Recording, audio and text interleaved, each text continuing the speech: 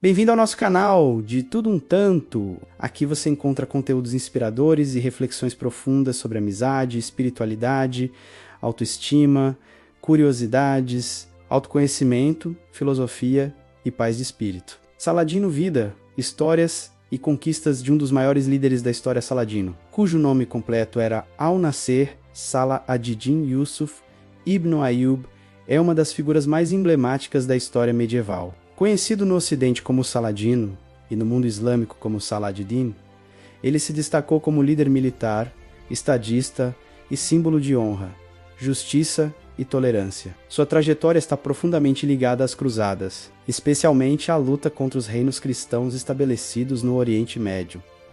Mais do que um guerreiro, Saladino tornou-se um exemplo de liderança ética e política, respeitado até mesmo por seus inimigos, nascido em 1137 ou 1138, na cidade de Tikrit, localizada no atual Iraque. Saladino pertencia a uma família curda de tradição militar. Seu pai, Najm ad-Din Ayyub, e seu tio, Shirkuh, serviam a governantes muçulmanos da região e tiveram um papel fundamental na formação inicial de sua carreira. Ainda jovem, Saladino mudou-se com sua família para Damasco, onde recebeu educação religiosa, filosófica e administrativa. Curiosamente, não demonstrava grande interesse inicial pela vida militar, preferindo os estudos do Islã, da literatura e da teologia. O destino de Saladino começou a mudar quando acompanhou seu tio Shirkuh em expedições militares ao Egito, então governado por um califado enfraquecido e ameaçado tanto por disputas internas quanto pela presença cruzada. Essas campanhas tinham como objetivo consolidar o poder muçulmano na região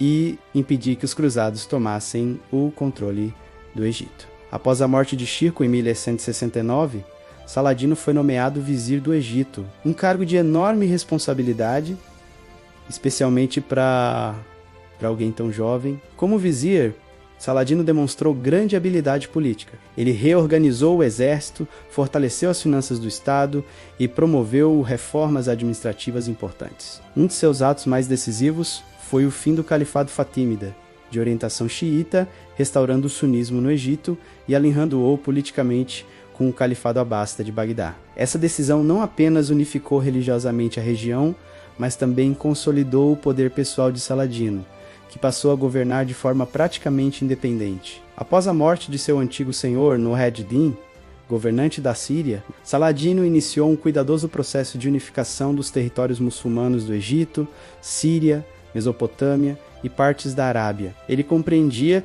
que a fragmentação política era um dos maiores obstáculos à resistência contra os cruzados. Por meio de alianças, diplomacia e, quando necessário, força militar, conseguiu reunir um vasto império sob sua liderança. Saladino não era apenas um conquistador, ele se via como defensor do Islã.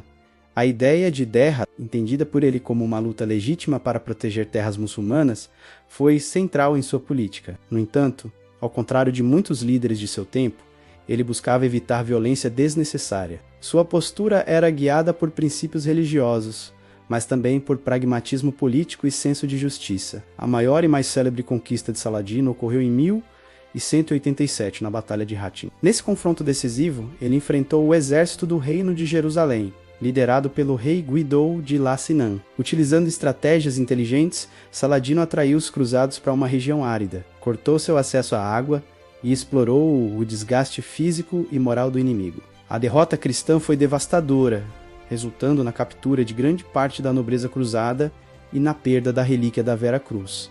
Após Hattin, o caminho para Jerusalém ficou praticamente aberto. Saladino avançou rapidamente, conquistando várias cidades importantes ao longo do caminho. Em setembro de 1187, cercou Jerusalém, que estava sob domínio cristão havia quase 90 anos. Diferentemente do massacre promovido pelos cruzados quando tomaram a cidade em 1099, Saladino optou por uma abordagem mais humana.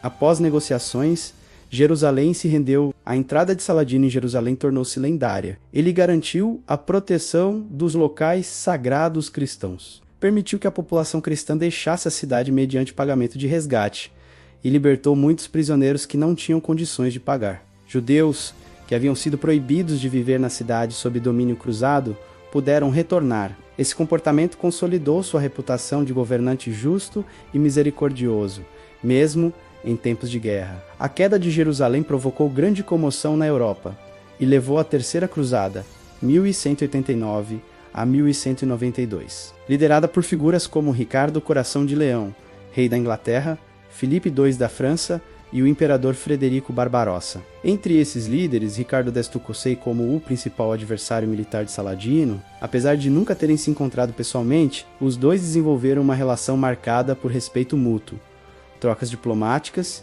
e até gestos de cortesia em meio ao conflito. As campanhas da Terceira Cruzada foram intensas e sangrentas. Saladino sofreu derrotas, como na Batalha de Arsuf, mas conseguiu evitar que os cruzados retomassem Jerusalém. Ambos os lados estavam exaustos, e o conflito terminou com o Tratado de Ramla, em 1192. O acordo permitia que Jerusalém permanecesse sob controle muçulmano, mas garantia acesso pacífico aos peregrinos cristãos. Foi um compromisso que demonstrou maturidade política e visão estratégica de Saladino. Além de suas conquistas militares, Saladino destacou-se como administrador e patrono da cultura. Ele fundou escolas, mesquitas, hospitais e instituições de caridade em diversas cidades de seu império. Damasco e Cairo floresceram como centros intelectuais e religiosos durante seu governo. Saladino também era conhecido por sua vida simples. Apesar de governar um vasto território, morreu praticamente sem riqueza pessoal, tendo distribuído grande parte de seus bens aos pobres.